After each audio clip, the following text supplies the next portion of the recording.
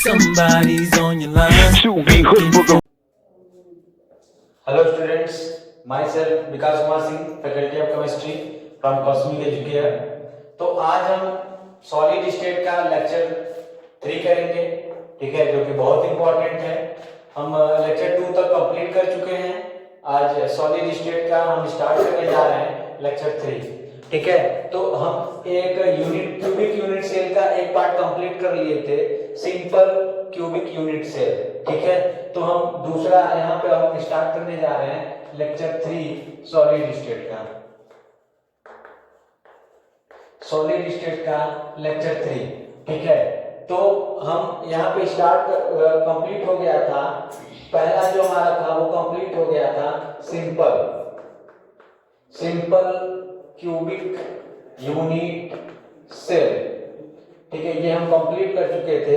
अब हम करने जा रहे हैं क्या, body number second, body centred cubic unit cell, ठीक है, body centred cubic unit cell BCC, ठीक है, इसको बोलते हैं BCC, ठीक है।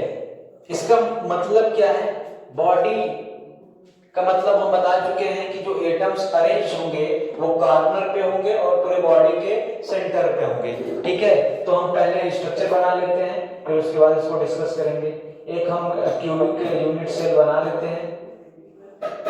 यहाँ पे जो अरेंजमेंट होगा एटम्स का वो कहाँ पे होगा, वो कॉर्नर पे होगा, 8 कॉर्नर होते हैं, ठीक है। ये सब पहले के लेक्चर में बताया जा चुका है। अगर आपको कोई डाउट हो तो पिछले लेक्चर को देख करके तभी इस लेक्चर को देखिएगा, ठीक है। 8 कॉर्नर है, 8 कॉर्नर पे, और एक क्या होगा, इस पूरे बॉडी के सेंटर पे होगा, तभी इसका नाम है बॉडी सेंटर्ड। और ये क्यूब है तो body centred cubic unit cell, ठीक है। तो सबसे पहला इसका काम हम लोग क्या करते हैं, इसका डिफिनीशन लिख देते हैं। डिफिनीशन में क्या होगा, एटम्स आर अरेंज्ड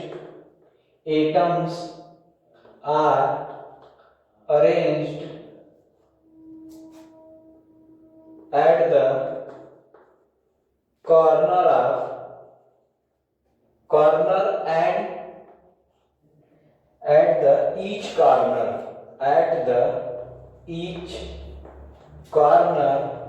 and एक यहाँ पे कहा बॉडी के सेंटर में, and centre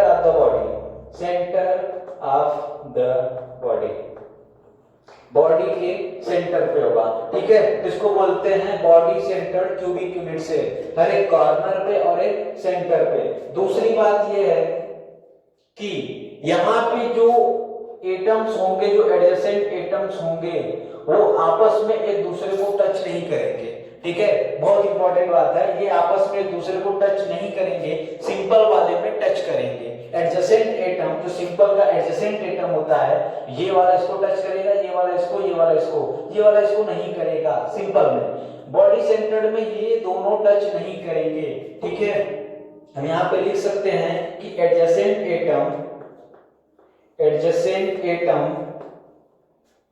are not touched to each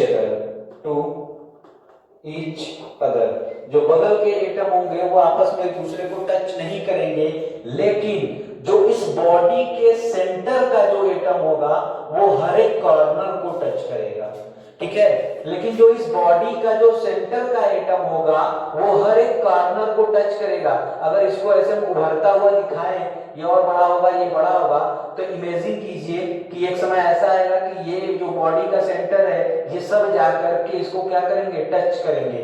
सब 8 कॉर्नर पे बीच में रखा हुआ है, अगर हम धीरे धीरे बढ़ाना शुरू करें, कॉर्नर का भी बढ़ाना शुरू करें, तो एक समय ऐसा आएगा कि 8 कॉर्नर जो है इस वाले सेंटर को टच करते हुए नजर आएंगे, ठीक है। तो तीसरी पॉइंट हम ये लिख सकते हैं कि atom of body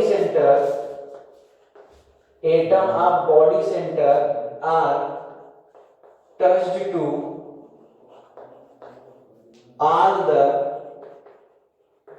corner of the atom, सब एटम के कार्नर्स को क्या करेंगे, टच करेंगे। ठीक है, फिर उसके बाद अगर हम बात करें नंबर 4 पॉइंट, रेडियस। ठीक है, हम बात करते हैं इसके रेडियस के बारे में। ठीक है, तो क्या होगा, हम यहाँ पे एक यूनिट सेल बनाते हैं। ठीक है, अब यहाँ पे क्या है, यहाँ पे जो हमारा एटम्स हैं, ठीक है,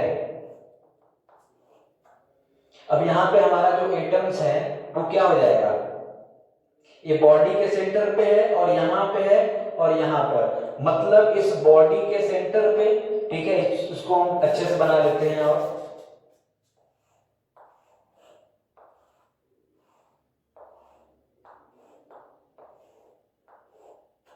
ठीक है, एक एटम यहाँ पे अरेंज्ड है, एक बॉडी के सेंटर पे अरेंज्ड है और यहाँ एक इस कॉर्नर पे। हम ऐसा करते हैं कि इस सबको आपस में टच करा देते हैं। ठीक है, ठीक, एक बॉडी के सेंटर पे है, एक बॉडी के सेंटर पे है, एक इस कॉर्नर का है, एक इस कॉर्नर पे है, मतलब हमको रेडियस निकालना है। ठीक है, तो कहां से कहां हो जाएगा, पूरा यहां से लेकर के यहां तक, पूरा यहां से यहां हमको निकालना है। ठीक है, तो ध्यान से देखिए, ये क्यूब के इस कॉर्नर से क्यूब के उस कॉर्नर पे गया है, क्यूब के इस कॉर्नर से क्यूब के उस कॉर्नर पे, तो इसको हम लोग बोल सकते हैं कि ये बॉडी का डायगोनल है, बॉडी डायगोनल। ठीक है, ये बॉडी का क्या है, डायगोनल है। और बॉडी डायगोनल का लेंथ बताया गया है पिछले लेक्चर में, कितना होता है, √3a। ठीक है, जो बॉडी का डायगोनल होता है वो कितना होता है, √3a। कहने का मतलब ये है कि इतना पूरा डिस्टेंस कितना हो गया, √3a। अगर हम माने यहां से यहां की दूरी कितनी हो जाएगी, r, और यहाँ पूरा सर्कल है, यहाँ पे सेंटर है, यहाँ से यहाँ की दूरी कितनी हो जाएगी, r, और यहाँ से यहाँ की दूरी कितनी हो जाएगी, r, और यहाँ से यहाँ की दूरी कितनी हो जाएगी, r। ठीक है, ये r। कहने का मतलब ये है कि एक कॉर्नर से क्यूब के दूसरे कॉर्नर पे पूरा रेडियस कितना है, 4r, और ये कितने के इक्वल है, ये पूरा का पूरा डिस्टेंस कितना है, √3a। हम ये बोल सकते हैं रेडियस में जो 4r है वो √3 के इक्वल है। ठीक है, जो 4r है वो कितना है, √3a के इक्वल है। तो हम हमारा रेडियस कितना आ जाएगा, रेडियस हमारा आ जाएगा √3a/4। ठीक है, तो बॉडी सेंटर्ड यूनिट सेल का जो रेडियस होता है वो कितना होता है, √3a/4। ठीक है, ये हो गया हमारा रेडियस। अगर हम बात करें जेड की, ठीक है, अगर हम बात करें जेड की, जेड का मतलब बता चुके हैं, number of atom present in unit cell, unit cell मतलब ये जो बीसीसी बना हुआ है इसमें कितने नंबर ऑफ एटम प्रेजेंट हैं। ठीक है, तो जेड कैसे निकालेंगे, यहाँ पे जो जेड निकालेंगे, ध्यान से जितने एटम इसमें है वही जेड होगा। ठीक है, तो हर एक कॉर्नर पे क्यूब का कंट्रीब्यूशन कितना होता है, सिंपल में बताया गया है 1/8। कार्बन पे क्यूब का कंट्रीब्यूशन 1/8 होता है। टोटल कितने कार्बन है, कार्बन है 8, तो ये हो गया प्लस ऑफ। अब यहाँ बॉडी के सेंटर पे है, तो हम जो प्ले विद क्यूब करा रहे थे उसमें सबसे लास्ट पॉइंट लिखे थे कि किसी बॉडी के सेंटर में अगर एक एटम को रखा जाएगा तो वो उस क्यूब का पूरा कंट्रीब्यूशन होगा। ठीक है, तो इस बॉडी के सेंटर में एक एटम रखा गया है तो वो इस पूरे क्यूब का होगा, मतलब जो एक एटम है पूरा का पूरा उसी का है। ठीक है, तो यहाँ पे कितना हो जाएगा 1, यहाँ जेड की वैल्यू हो जाएगी कितनी 2, मतलब जो बीसीसी बना हुआ है वो केवल और केवल 2 एटम से मिलकर के बना हुआ है। ठीक है, तो इसको कॉपी करिए। अभी हम आगे आते हैं उसके कोऑर्डिनेशन नंबर पे, पैकिंग फ्रैक्शन पे। ठीक है, इसको कॉपी करिए, आगे चलते हैं। तो चलिए आगे चलते हैं। नेक्स्ट हेडिंग है इसकी डेंसिटी। डेंसिटी हम बता चुके हैं, हम वहां बोले थे कि ये सिंपल के लिए भी होगा और बीसीसी के लिए भी होगा और एफसीसी के लिए भी होगा। ठीक है, डेंसिटी बताया जा चुका है, बस जेड की वैल्यू चेंज होगी और कुछ नहीं। ठीक है, तो हम यहाँ पे क्या करते हैं, जो हमारी डेंसिटी होगी, ठीक है, जो भी नंबर होगा, जो डेंसिटी होगी, ठीक है, वो क्या हो जाएगा, जो डेंसिटी है वो हो जाएगा Z into M by A cube into N A. ठीक है, यहाँ पे जेड की वैल्यू क्या रख देंगे, जेड की वैल्यू हम 2 रख देंगे, तो डेंसिटी हमारा क्या हो जाएगा 2 into M into A cube into N A. ठीक है, ये बीसीसी का क्या हो गया, डेंसिटी हो गया। हम बताए थे कि जो डेंसिटी है वो ग्राम पर सेंटीमीटर क्यूब में लिखना पड़ेगा। ठीक है, बाकी जो यूनिट होगी उसको चेंज करके इसमें लिखेंगे। ठीक है, फिर उसके बाद हम नेक्स्ट आते हैं पैकिंग फ्रैक्शन पे। ठीक है, packing fraction, packing fraction, packing fraction ये होता क्या है, ये बताया गया है कि जो पैकिंग फ्रैक्शन होता है वहां पे जो टोटल वॉल्यूम होता है, वॉल्यूम अवेलेबल, सब सिंपल में बताया गया है by volume occupied, volume occupied. ठीक है, अब यहां पे वॉल्यूम ऑक्यूपाइड का मतलब कितना वॉल्यूम ऑक्यूपाई किया हुआ है। ठीक है, वॉल्यूम ऑक्यूपाइड मतलब जितना स्फीयर इसमें भरा होगा, यहाँ पे क्या कर देंगे, कितने स्फीयर हैं, दो एटम है। ठीक है, तो 2 into mass of single atom, mass of single atom, single atom. ठीक है, divided by volume available, volume कितना है हमारा ए क्यू। ठीक है, वॉल्यूम कितना हो जाएगा, टोटल वॉल्यूम अवेलेबल ए क्यू, यहाँ पे कितना हो जाएगा, मास ऑफ सिंगल एटम, ये हमारा वॉल्यूम अवेलेबल कितना हो जाएगा। ठीक है, अब यहाँ पे क्या करते हैं, मास ऑफ सिंगल एटम कितना आया था, या तो फिर यहाँ पे वॉल्यूम है ना, volume, volume of single atom, volume. ठीक है, वॉल्यूम 2 इंटू वॉल्यूम कितना होता है 4/3 पाई आर क्यूब। ठीक है, डिवाइडेड बाई ए क्यूब, दो एटम है तो दो का वॉल्यूम 4/3 पाई आर क्यूब। ठीक है, ये कितना हो जाएगा, आर और ए के बीच का रिलेशन हमारा अभी कितना आया है उसी को पुट करते हुए अभी हम देखे थे कि हमारा आया था 4r is equal to √3a, r is equal to कितना √3a/4। ठीक है, इसी r को उठा करके हम यहाँ पे रख देते हैं, तो ये हमारा कितना हो जाएगा 2 इंटू 4/3 पाई, r की वैल्यू यहां से रखते हैं √3a/4 का whole cube divided by A cube. ठीक है, तो क्या हो जाएगा, यहां से ए क्यूब कैंसिल हो जाएगा। ठीक है, और फिर यहां से क्या होगा, इसको सॉल्व करेंगे तो ये हमारा आ जाएगा 2 इंटू 4/3 ये हो जाएगा पाई, और ये कितना हो जाएगा 3√3/64। ठीक है, अब यहाँ पे क्या हो जाएगा, 3 से 3 कैंसिल हो जाएगा। ठीक है, यहाँ 4 से कितना कैंसिल हो जाएगा, 4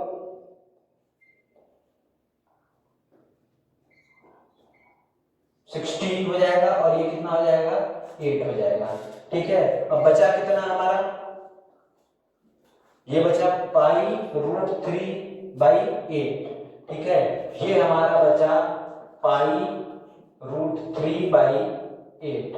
ठीक है, ये हमारा बचा π√3/8। जब इसको हम सॉल्व करेंगे तो ये हमारा आएगा 0.68, जब इसको सॉल्व करेंगे तो ये हमारा आएगा 0.68। ठीक है, जब इसको सॉल्व करेंगे तो ये कितना आएगा 0.68। तो हम क्या करेंगे, अगर हमको परसेंटेज ऑक्यूपेंसी निकालनी होगी, परसेंटेज ऑक्यूपेंसी, तो ये हमारा कितना आ जाएगा 68%, और निकालना होगा परसेंटेज वैकेंसी, मतलब कितना परसेंटेज खाली है, तो ये कितना हो जाएगा 100 में से माइनस कर देंगे, कितना हो जाएगा 32%। ठीक है, ये हमारा कितना आ जाएगा 32% खाली जगह है और जो भरा हुआ है वो कितना है 68% है। ठीक है, इसको आप लोग सॉल्व कर लीजिएगा, ये 0.68 के करीब आएगा। तो 68% बीसीसी भरा हुआ है और 32% खाली है। ठीक है, इसको कॉपी करिए। फिर हम आते हैं लास्ट पॉइंट कोऑर्डिनेशन नंबर पे।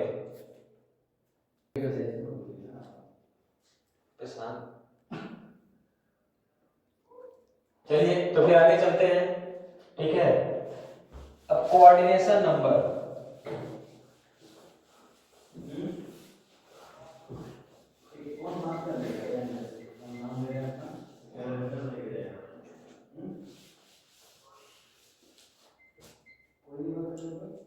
Coordination number. ठीक है, कोऑर्डिनेशन नंबर। ठीक है, तो हम यहाँ पे क्या कर देते हैं, टाइप ऑफ नेबर लिख देते हैं, टाइप्स ऑफ नेबर। ठीक है, और यहाँ पे हम लिख देते हैं डिस्टेंस, जैसा कि हम सिंपल में किए थे, और यहाँ पे लिख देते हैं उसका नंबर, और यहाँ पे लिख देते हैं उसका एक्सप्लेनेशन। ठीक है, हम यहाँ पे लिख देते हैं उसका एक्सप्लेनेशन। टाइप ऑफ नेबर मतलब सबसे पहले हम शुरू करने जा रहे हैं नियरेस्ट। ठीक है, हम यहाँ पे क्या करते हैं, हम यहाँ पे एक यूनिट सेल बना लेते हैं। ठीक है, cubic.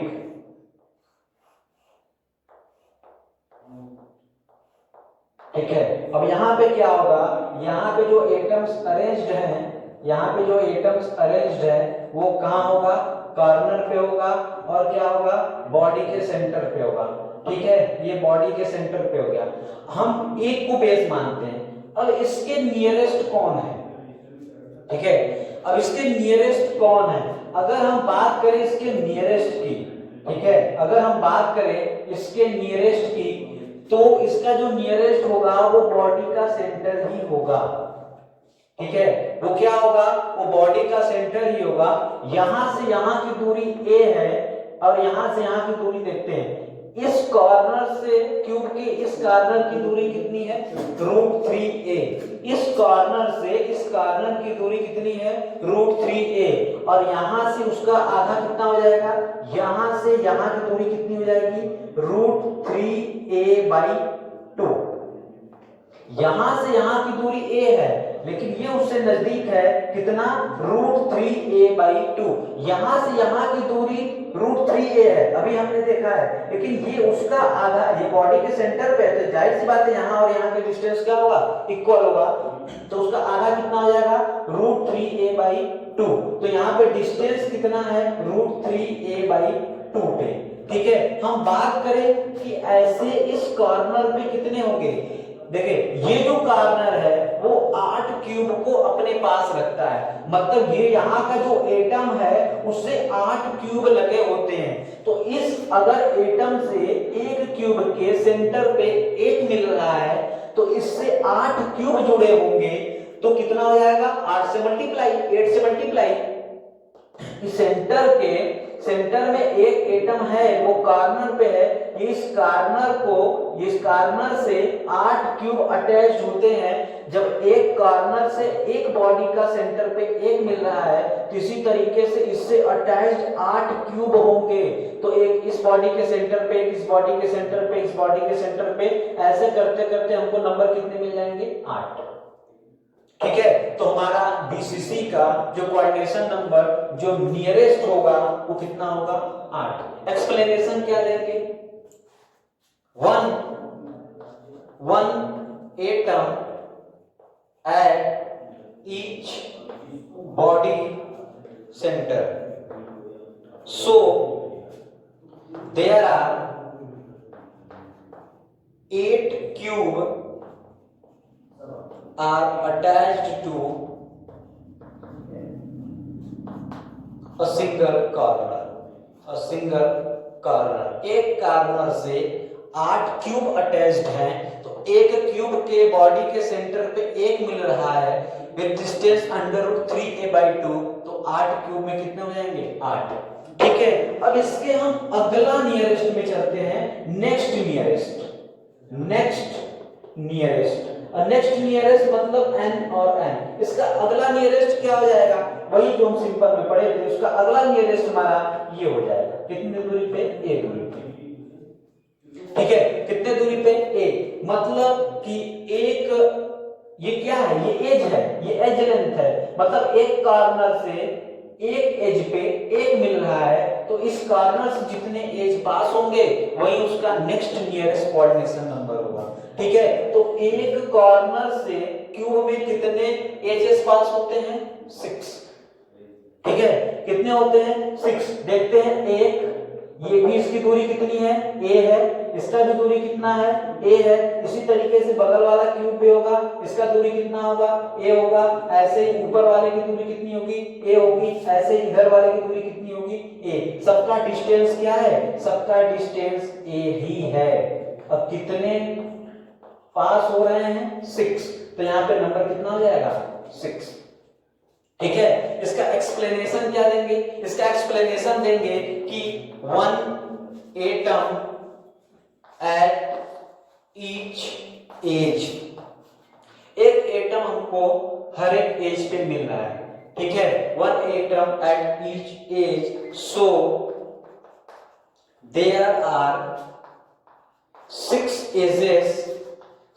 Edges passes through a corner, passes through a corner, एक कॉर्नर से 6 एजेस पास होते हैं, ठीक है, ऑफ क्यूब, एक क्यूब के, ठीक है। तो इसका जो नियरेस्ट कोऑर्डिनेशन नंबर होगा वो 8 हो जाएगा, और जो नेक्स्ट नियरेस्ट कोऑर्डिनेशन नंबर होगा वो कितना होगा, 6 हो जाएगा। तो ये बॉडी सेंटर की बात थी, ठीक है, इसको कॉपी करिए। हम आते हैं फेस सेंटर, तो ये चलते हैं फेस सेंटर पे।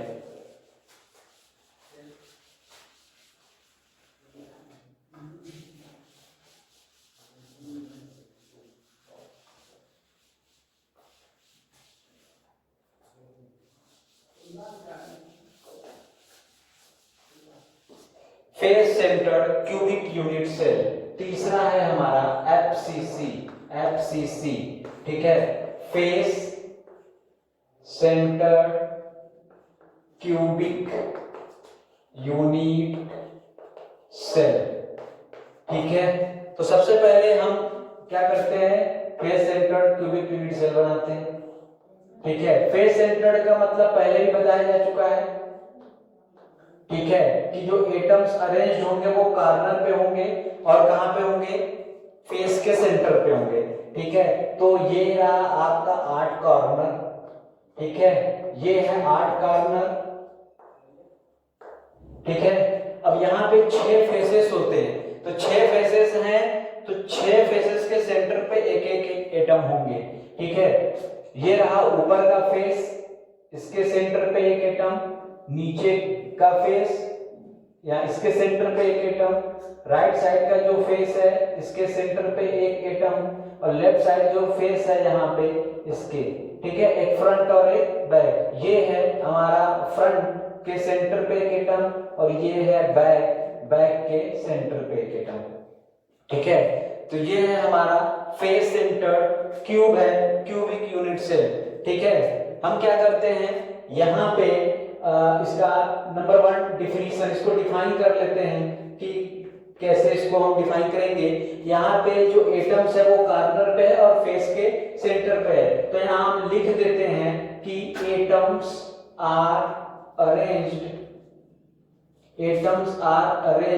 Eight corner and centre of face,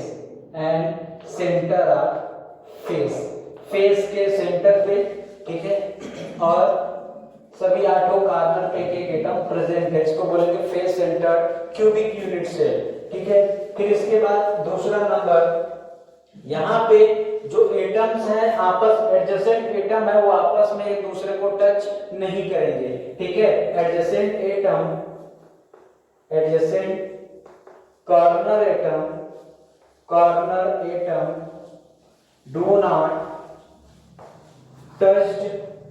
do not touched to each other, एक दूसरे को जो एडजेसेंट एटम है वो आपस में टच नहीं करेंगे। लेकिन सबसे इंपॉर्टेंट बात यह है कि जो फेस का सेंटर है, जो फेस का सेंटर है, अपने फेस के सेंटर पे जो चार कॉर्नर है उसको जरूर टच करेगा। ठीक है, अगर हम इस फेस की बात करें तो ये जो फेस का सेंटर है ये इसको भी टच करेगा, इसको भी टच करेगा, इसको भी टच करेगा और इसको भी टच करेगा। ठीक है, वही हम लिख देते हैं यहाँ पे कि face centre atom, face centre atom touches to all the corner atom of that face। ये बहुत इंपॉर्टेंट है, that face, अपने फेस का मतलब उसके फेस का जो एटम्स होगा, सेंटर जो फेस का सेंटर होगा वो उसको क्या करेगा, टच करेगा। ठीक है, चलिए अब यहाँ पे हम चलते हैं नंबर 4, रेडियस की बात कर लेते हैं। ठीक है, हम यहाँ रेडियस की बात कर लेते हैं। ठीक है, तो यहाँ पे हम क्यूब बनाते हैं, एक यहाँ पे क्यूब बनाते हैं, इसके रेडियस की बात करते हैं। ठीक है, यहाँ पे एक क्यूब है, इसके रेडियस की बात करते हैं। तो यहाँ पे क्या हो जाएगा, एक फेस के सेंटर पे एक एटम होगा, एक इस कॉर्नर पे एटम होगा। ठीक है, ये सब एटम जो है वो आपस में इक्वल है। ठीक है, ये ऐसे हो जाएगा। ठीक, ये फेस हो गया और यहाँ पे एक इस कॉर्नर पे होगा। ठीक है, अब यहाँ पे क्या होगा, अब इसका रेडियस का रिलेशन हम लोग पता करने जा रहे हैं। ठीक है, तो यहाँ से यहाँ का जो डिस्टेंस होगा, यहाँ से यहाँ का डिस्टेंस, ये फेस के अपोजिट कॉर्नर का लेंथ है, तो इसको हम लोग बोलते हैं क्या, फेस डायगोनल। इसको बोलते हैं फेस डायगोनल। ये बताया जा चुका है, इसके बीच की दूरी कितनी होती है, √2a।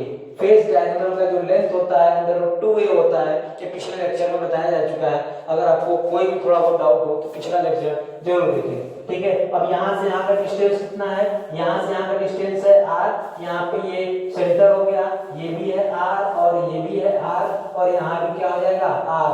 हम ये बोल सकते हैं कि जो √2a है वो कितने r के इक्वल है, 4r के इक्वल है। तो रेडियस कितना हो जाएगा, 4r is equal to √2a। ठीक है, अब यहाँ पे क्या हो जाएगा, r is equal to √2a/4। ठीक है, ये कितना हो जाएगा, √2a/4। ये हमारा रेडियस हो गया। ठीक है, किसका रेडियस हुआ, फेस सेंटर का रेडियस हो गया।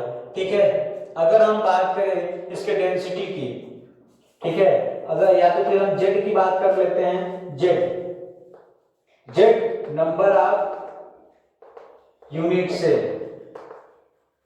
ठीक है, नंबर ऑफ यूनिट सेल को बताता है। जो एफसीसी है उसमें कितने नंबर ऑफ एटम है। ठीक है, नंबर ऑफ यूनिट सेल है, नंबर ऑफ एटम।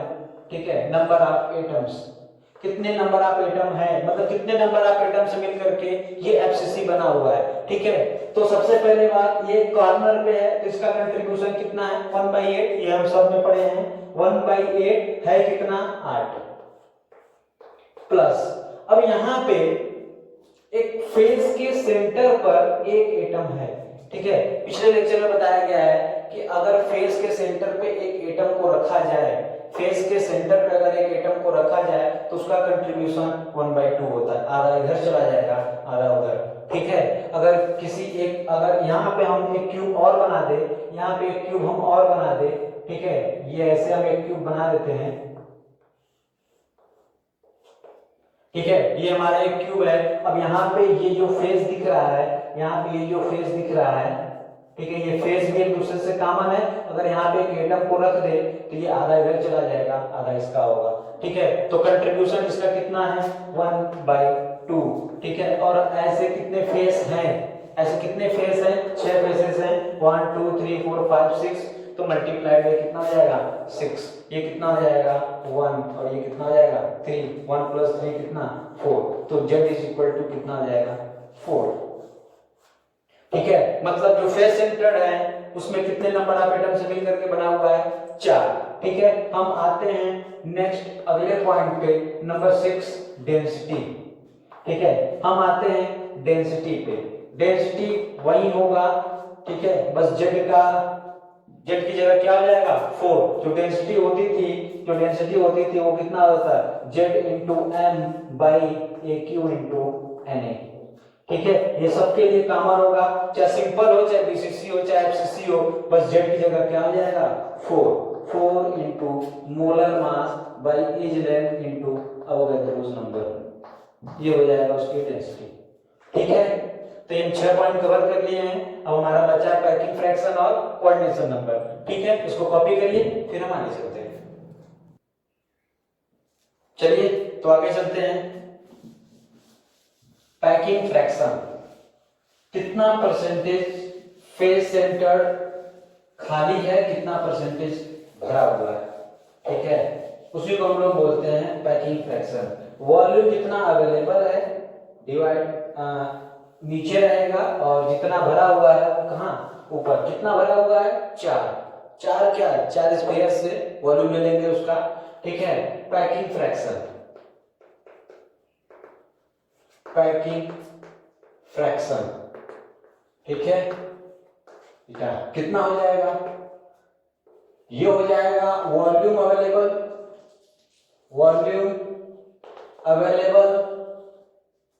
ठीक है, और यहां पे क्या आ जाएगा वॉल्यूम ऑक्यूपाई। ठीक है, और वॉल्यूम अवेलेबल कितना है ए क्यू, वॉल्यूम ऑक्यूपाई कितना है 4 into volume of single atom. Volume of single, sphere भी लिख सकते हैं एटम भी लिख सकते हैं, हम ये मान के चले हैं कि जो एटम है वो स्फेरिकली शेप है। ठीक है, अब ये क्या हो जाएगा, अब यहां पे जो होगा ठीक है 4 इंटू वॉल्यूम कितना होता है 4/3 pi r cube divided by A cube. ठीक है, अब यहाँ पे ए और आर का रिलेशन अभी हम निकाले हैं। अभी हम देखे हैं कि जो 4r होता है वो √2a के इक्वल होता है, तो r is equal to √2a/4। ठीक है, ये हम लिख सकते हैं। तो यहाँ पे हम रखते हैं, ये हमारा कितना हो जाएगा, ये हमारा होगा 4 इंटू 4/3 इंटू पाई, आर की जगह ये रख देते हैं √2a/4 के power Q divided by A cube. ठीक है, ए क्यूब, ये क्या हो जाएगा ए क्यूब से कैंसिल हो जाएगा। ठीक है, क्या बचा फिर उसके बाद हम इसको लिख सकते हैं 4 इंटू 4/3 पाई इंटू इसको लिख सकते हैं 2√2 इंटू 4। ठीक है, 3 टाइम्स क्या हो जाएगा 1 2 1 2 कैंसिल आउट। ठीक है, ये कितना होगा 2 और ये 2 हो जाएगा। ठीक है, बचेगा कितना, अब यहाँ पे √2 से काट देते हैं, यहाँ बचेगा √2 तो हो जाएगा 1/3√2। ठीक है, √2 से काट देते हैं। ठीक है, और वहां पे क्या हो जाएगा √2। ठीक है, अब यहाँ पे क्या होगा,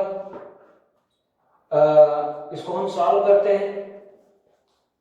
इसको सॉल्व करेंगे तो कितना हो जाएगा। ठीक, अब यहाँ पे हम आते हैं 1/3√2, जब इसको सॉल्व करेंगे तो ये आएगा 0.74। ठीक है, ये कितना हो जाएगा 0.74। ठीक है, तो हम क्या लिख सकते हैं कि जो हमारा परसेंटेज ऑक्यूपेंसी है, मतलब जो भरा हुआ है वो कितना है 74% है।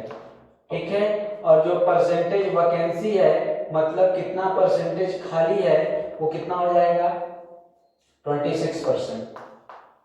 ठीक है, तो ये हो गया हमारा 74 और 26 का कॉम्बिनेशन। ठीक है, ये है हमारा पैकिंग फ्रैक्शन। ठीक, अब उसके बाद हम आते हैं कोऑर्डिनेशन नंबर पे। ठीक है, तो नेक्स्ट है coordination number.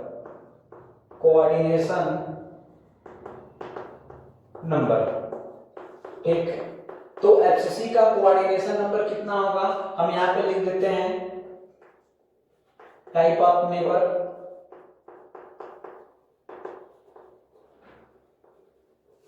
Type of neighbour, और यहाँ पे हम लिख देते हैं कितने डिस्टेंस पे, ठीक है, और यहाँ पे लिख देते हैं नंबर, और यहाँ पे हम क्या लिख देते हैं एक्सप्लेनेशन, ठीक है, यहाँ पे हम लिख देते हैं एक्सप्लेनेशन, ठीक है, ये हमारा हो जाएगा।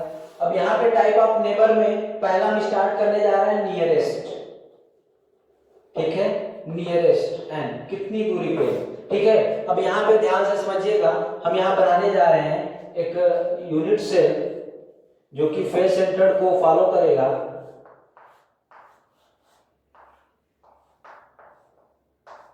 ठीक। अब यहाँ पे है क्या, यहाँ पे जो एटम्स अरेंज्ड है वो कॉर्नर पे है, ठीक है, 8 कॉर्नर पे है और सब फेस के सेंटर पे है, ठीक है। ये ऊपर हो गया, ये नीचे हो गया, ये राइट हो गया, ये लेफ्ट हो गया, ये अप साइड हो गया, ये डाउन, मतलब फ्रंट हो गया, ये बैक हो गया, ठीक है। अब हम लोग क्या करते हैं, जो इस कॉर्नर को बेस मानते हैं, ठीक है, किसी को भी बेस मान सकते हैं, इस कॉर्नर को बेस मानते हैं, तो इससे करीब, सबसे करीब कौन होगा, ठीक है। अगर हम बात करें यहां से यहां जाने की, तो यहां से यहां जाने का डिस्टेंस कितना है, ए। अगर हम फेस के सेंटर पे जाए, जहां ले रहे हैं उसी के फेस के सेंटर पे जाए, तो यहाँ का डिस्टेंस क्या होगा। अभी हम देखे हैं कि कॉर्नर का जो फेस का अपोजिट जो फेस है उसका दूरी कितना होता है, उसका दूरी अभी हम पढ़े हैं कितना होता है, √2a, ठीक है, वो कितना होता है √2a, ये हो गया √2a, इसका आधा फेस के सेंटर पे है ना, तो यहाँ की दूरी √2a हो जाएगी, और यहां से आधे की दूरी कितनी हो जाएगी, मतलब कहने का मतलब ये है, अगर यहां से यहां की दूरी अगर हम देखें तो यहाँ की दूरी कितनी हो जाएगी, ये हो जाएगी √2a/2, यहाँ की दूरी कितनी हो जाएगी √2a/2, हम बोल सकते हैं a/√2, ठीक है, इसको बोल सकते हैं a/√2, ठीक है, √2 लेकर कॉमन लेकर काट देंगे। अब यहाँ पे क्या हो जाएगा, अब ये a से तो छोटा है ना, यहाँ की दूरी a है, और यहाँ से यहाँ एटम्स हैं, और यहाँ का डिस्टेंस कितना है a/√2, तो इससे करीब ये वाला होगा, तो नियरेस्ट पे के डिस्टेंस पे कितना हो जाएगा a/√2, ठीक है, हम लोग लिख सकते हैं √2a/2। कितने नंबर होंगे, हम बताए थे कि एक कॉर्नर के, देखिए अब यहाँ एक फेस पे एक हमको मिला, एक कॉर्नर के अकॉर्डिंग जो एक फेस है इस पे एक मिला, अगर हम पता कर ले कि इस कॉर्नर के अकॉर्डिंग कितने फेस होते हैं, तो वही उसका कोऑर्डिनेशन नंबर होगा।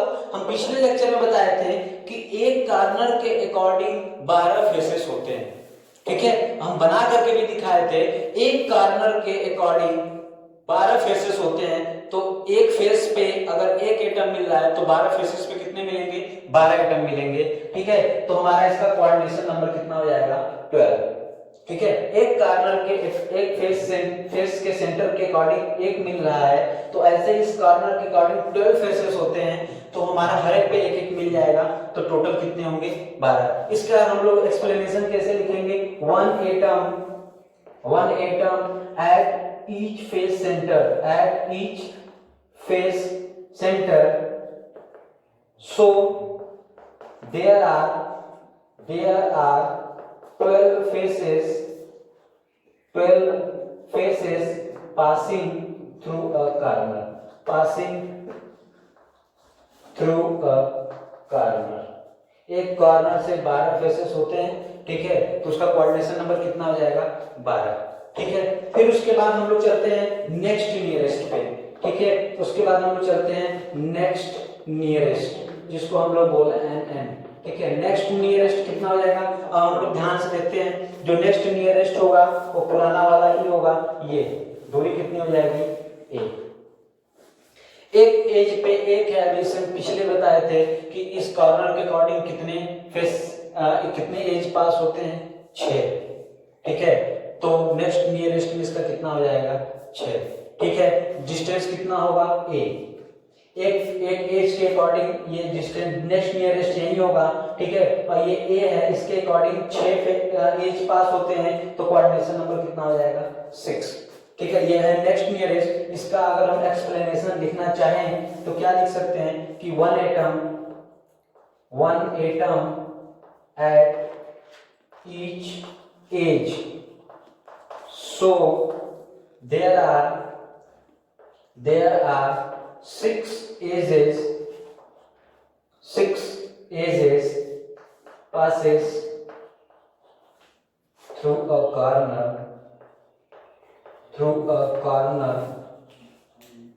of a cube. ठीक है, passes through a corner of a cube. ठीक है, नीचे थोड़ा एडजस्ट कर लीजिएगा. passes through a corner of a cube. अब एक कॉर्नर से 6 एजेस पास होते हैं तो इसका कोऑर्डिनेशन नंबर कितना हो जाएगा? 6. तो ये रहा हमारा एफसीसी का. ठीक है, तो इसको कॉपी करते करिए. फिर ये हमारा खत्म हो चुका है क्यूबिक यूनिट सेल. अब हम स्टार्ट करेंगे हेक्सागोनल यूनिट सेल. ठीक है, इसको कॉपी करिए, फिर आगे चलते हैं. चलिए तो आगे चलते हैं. यहाँ पे आप लोग एक करेक्शन कर लीजिएगा. यहाँ पे पाई बचा हुआ है तो 1 की जगह यहाँ पे पाई लिख लीजिएगा. ठीक है, यहाँ 1 अकेला नहीं बचा हुआ है, यहाँ पाई बचा हुआ है. ठीक है, इसको सॉल्व करेंगे तो ये आ जाएगा. ठीक, तो आगे चलते हैं हेक्सागोनल यूनिट सेल.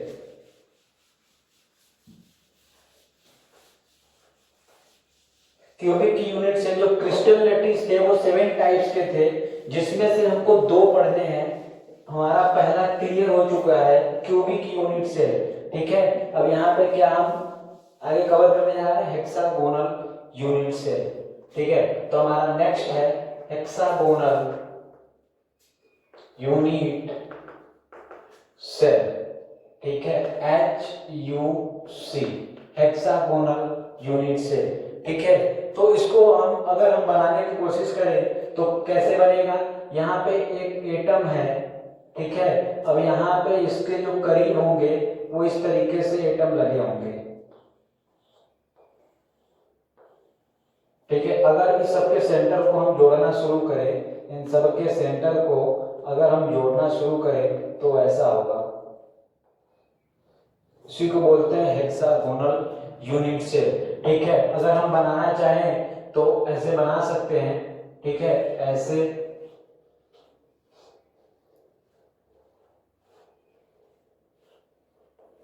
ये हो गया. ठीक है, अगर हम बनाना चाहें तो ऐसे बना सकते हैं.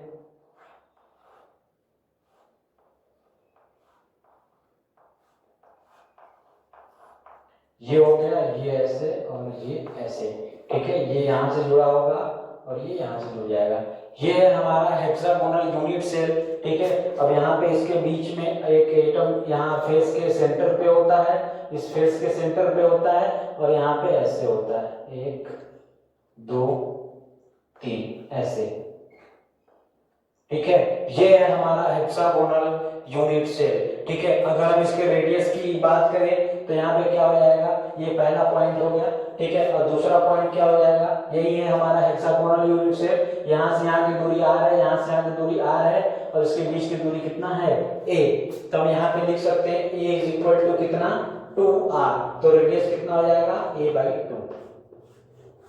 ठीक है, रेडियस हमारा कितना हो जाएगा? a/2. और यहाँ से यहाँ का जो है उसको बोलते हैं हम क्या? h. जब हम निकालने की कोशिश करेंगे, ठीक है, तो h हमारा निकल करके आता है हाइट = 4√2/√3 × r. ठीक है, ये हमारा हाइट आता है. कितना आता है? h = 4√2/√3r. ठीक है, ये है हमारा हाइट. ठीक, उसके बाद अगर हम बात करें नंबर 4 की. ठीक है, नंबर 4 की अगर हम बात करें z की. ठीक है, z का मतलब नंबर ऑफ एटम. मतलब ये जो हेक्सागोनल यूनिट सेल बना हुआ है ये कितने नंबर ऑफ एटम से मिल करके बना हुआ है. तो हम क्या करेंगे यहाँ पे? ठीक है, एक एटम है, इसका तीनों पार्ट कंट्रीब्यूट किया हुआ है तो z = 1 × 3. ठीक है, प्लस आप यहाँ पे जो ये फेस के सेंटर पे एक है, इसी तरीके से एक नीचे भी होगा. ये वाला जो हेक्सागोनल शेप है इसी तरीके से नीचे वाला होगा.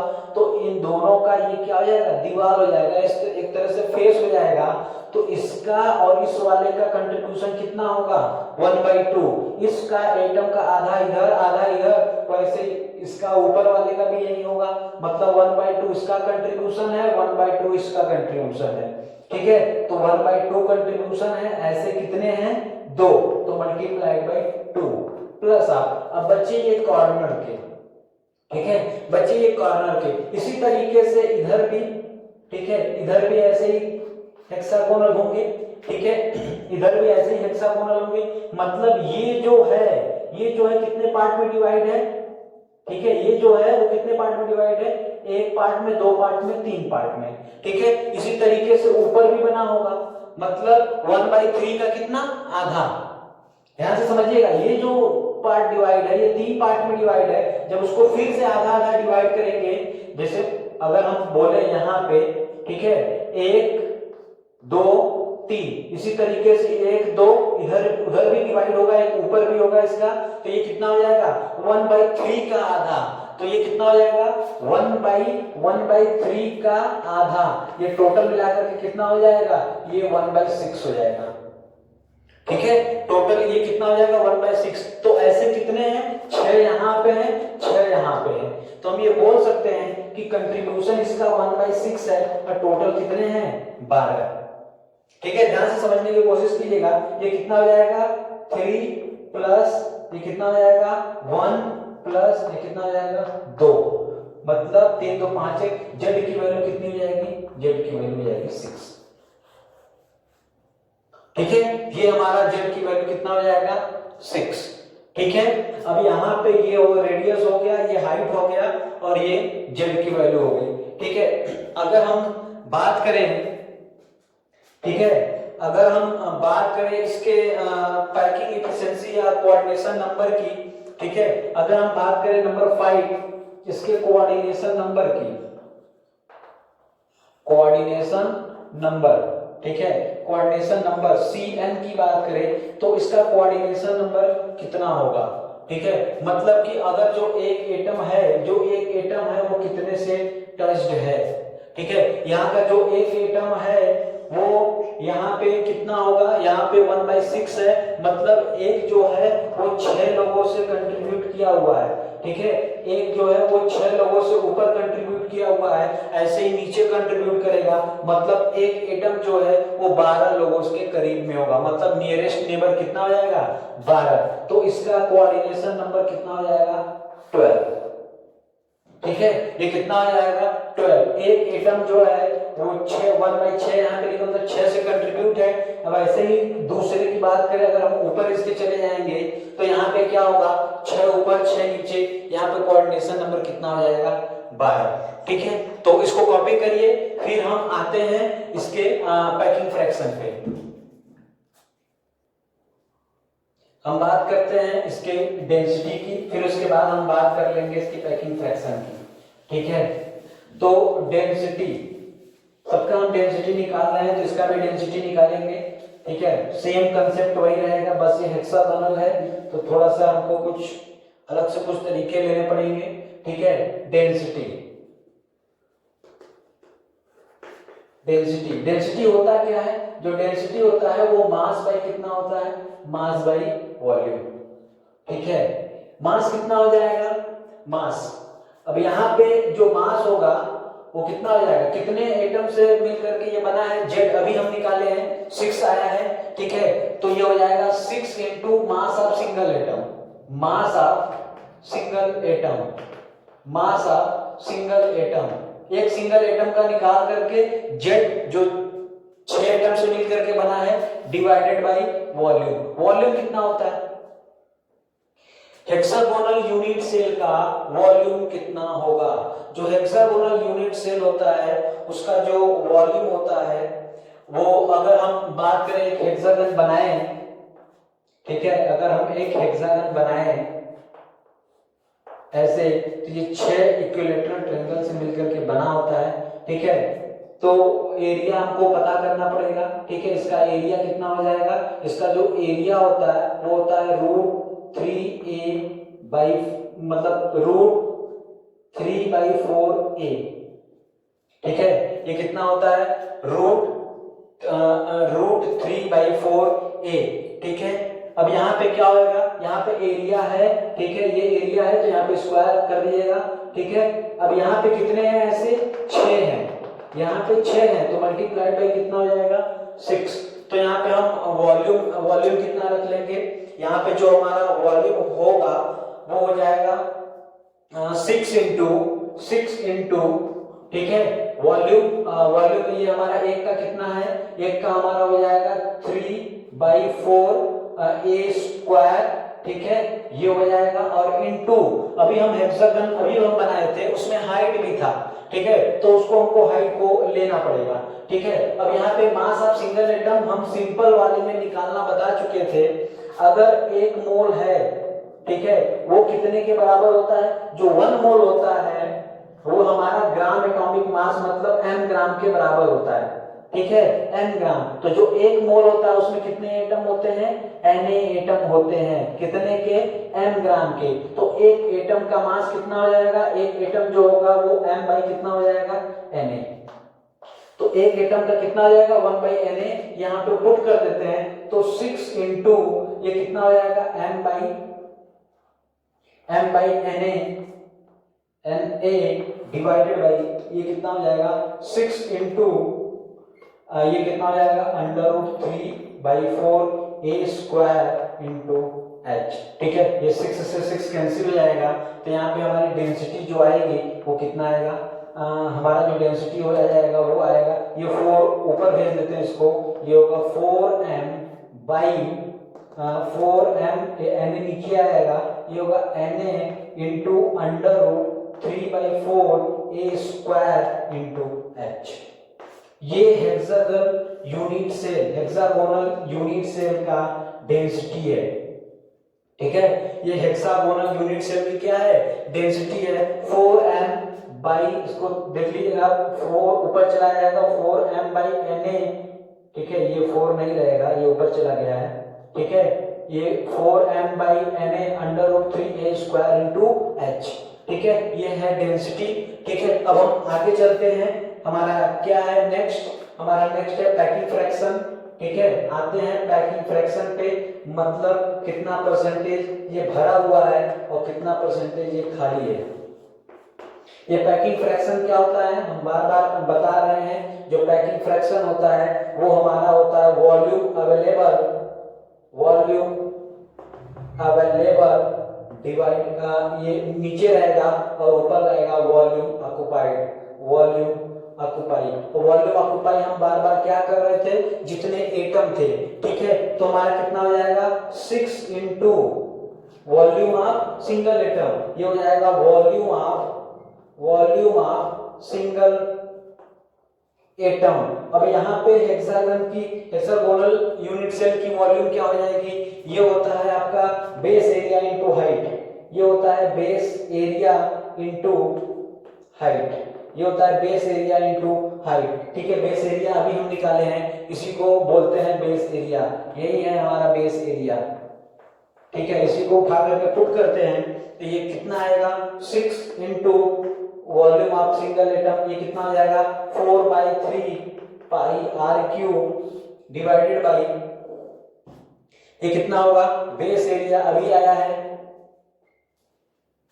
ये है कितना 6 तो ये पूरा उठा करके रख देते हैं, तो ये हो जाएगा 6 इंटू √3/4 ए स्क्वायर, ठीक है, ये हो गया बेस एरिया। और हम यहाँ पे क्या करते हैं, हाइट हमारा कितना आया है, हाइट अभी हम बताए थे कि जो हमारा हाइट है वो होता है 4√2/√3r, ठीक है। जो हमारा हाइट था वो ये था, अभी हम पिछले में बताए हैं ये था। अब इसको हम काटते हैं, इसको काटने के बाद कितना हमारा आएगा इसको देखते हैं, ठीक है। ये हमारा 6 से 6 कैंसिल हो जाएगा, 6 से 6 कैंसिल हो गया, ठीक है। अब यहाँ पे क्या बचेगा,